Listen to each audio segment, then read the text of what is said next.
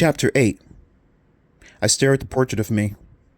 It hadn't been torn up, but something had been added to it.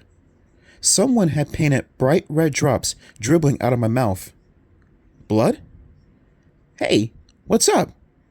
Anthony came bursting into the art room. I glared at him. What? What's going on? He demanded. His mouth dropped as he saw the mess all over the room. Huh? Who did this? You did, I blurted out. No way, Anthony cried. I just got here. Then why is your painting the only one that has been ripped to shreds? I demanded. Anthony shrugged. How would I know? Maybe someone recognizes great art. Not funny, Mr. Martin scolded sternly. This is very serious. I may have to call the police. I gasped. The police? In our school? Other kids arrived. They all uttered cries of shock and disbelief. Even Anthony appeared to be frightened. He always seems to have an excuse, I thought. First we catch him with the chalk dust on his hands. Now this. Is Anthony trying to destroy the carnival? Or is he telling the truth? All right, everybody, Mr. Martin shouted. Calm down. Let's get this place cleaned up. I grabbed a broom and started sweeping. Tina Crowley came over with a garbage bag to help me. I heard about what happened in Miss Gold's room, she said. The chalkboard? I nodded. Beth, I'm kind of scared, Tina admitted. I mean, we're in charge of the carnival. What if somebody really wants to stop it? What if somebody goes after one of us? I shuddered. I was thinking exactly the same thing. I heard about what happened in the art room on Saturday, Miss Gold greeted us sadly, Monday morning. She looks tired, I thought, as if she hasn't been sleeping well.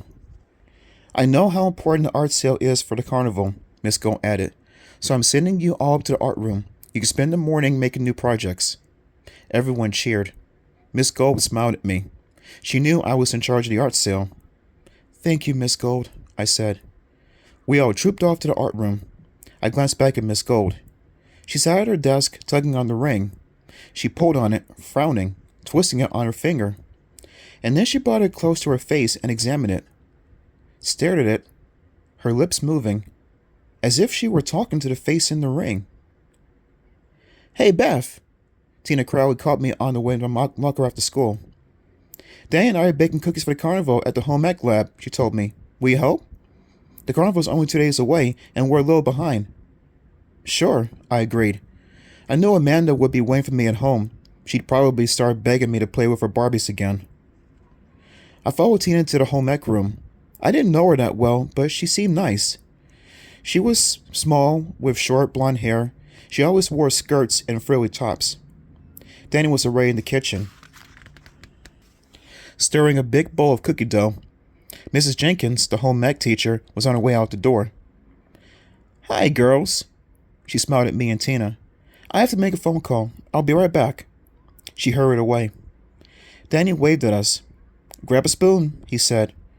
I washed my hands and started dropping dough and clumps onto his cookie sheet. I'd better preheat the oven, Tina said. She turned the oven up to 350 degrees. It should be hot enough soon, she added. I filled one cookie sheet and loaded it onto the oven. I grabbed the clean cookie sheet and started filling it up. A few minutes later, I smelled something funny. Is something burning? I asked. Tina shrugged. I don't think so. The cookies take about 15 minutes to bake. The sharp aroma burned my nose. I smell smoke, Danny cried. I turned and saw thick black smoke pouring out of the oven. Oh no, I cried. I grabbed the pot holder and threw open the oven door. The oven burst into flames. Fire roared out of it. I screamed and covered my face. Help! I shrieked. Oh, help!